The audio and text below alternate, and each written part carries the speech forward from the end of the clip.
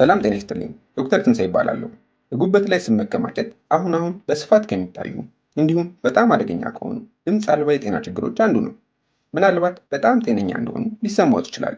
ነገር ግን ስብ በጉበት ውስጥ በጸጥታ እየተከማቸ ሊሆን ይችላል። ብዙውን ጊዜ ምንም አይነት የመጀመሪያ ምልክት አይታይበትም።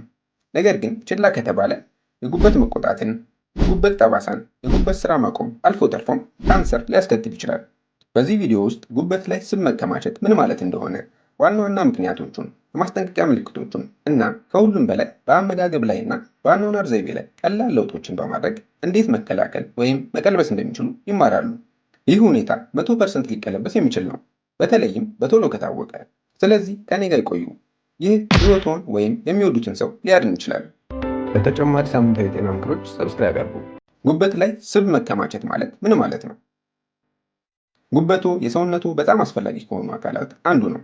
ምግብን ለመፍጨት፣ መርዛማ ንጥረ ነገሮችን ለማስወገድ እና ኃይልን ለማከማቸት ይረዳል። ነገር ግን ስብ ከጉበቱ ክብደት ከ5% በላይ ከሆነ ሐኪሞች ጉበት ላይ ስብ መከማቸት በሽታ ይሉታል። ሁለት አይነት አሉ። የመጀመሪያው በመጠጥ ምክንያት የሚከሰት የአልኮል ጉበት ላይ ስብ መከማቸት ነው። ሁለተኛው ደግሞ የአልኮል ያልሆነ ጉበት ላይ ስብ መከማቸት ነው። ይሄኛው ደግሞ በጣም የተለመደ ሲሆን ብዙውን ጊዜ የሚከሰተው ደካማ አመጋገብና የአካል ብቃት እንቅስቃሴ ባለማድረግ ነው። ካልታከመ ይህ የስብ ክምችት ወደ እብጠት፣ የጉበት ጠባሳና ከባድ የረጅም ጊዜ ጉዳት ያስከትላል። ጉበት ላይ ስብ እንዲከማች የሚያደርጉ ምክንያቶች ምንድን ናቸው? ጉበት ላይ ስብ በአንድ ጀንበር አይታይም። እንደ የአኗኗር ዘይቤ እና የጤና ሁኔታዎች ባሉ ነገሮች ምክንያት ቀስ በቀስ ይከማቻል።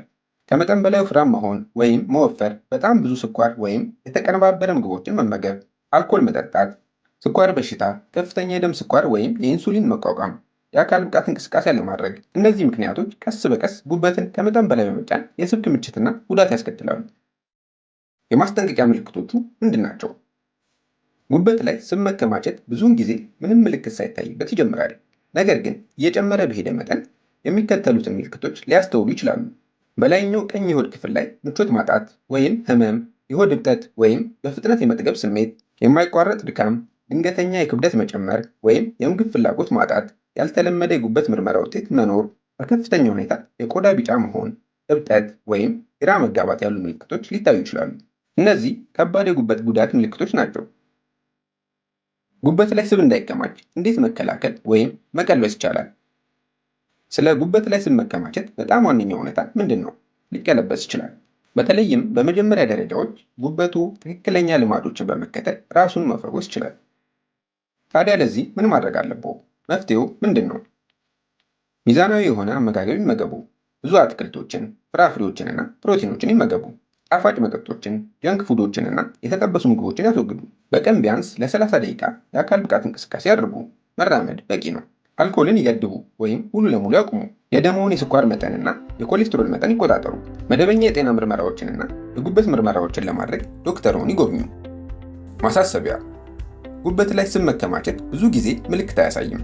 ነገር ግን ችላ ከተባለ ገዳይ ነው። ቶሎ እርምጃ በወሰዱ ቁጥር ሙሉ በሙሉ የማገገም ዕድሎ የተሻለ ይሆናል። በጥበብ ይመገቡ፣ የበለጠ ይንቀሳቀሱ፣ ምርመራ ያድርጉ።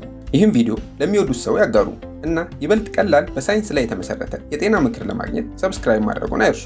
ሰላም ለእናንተ ይሁን።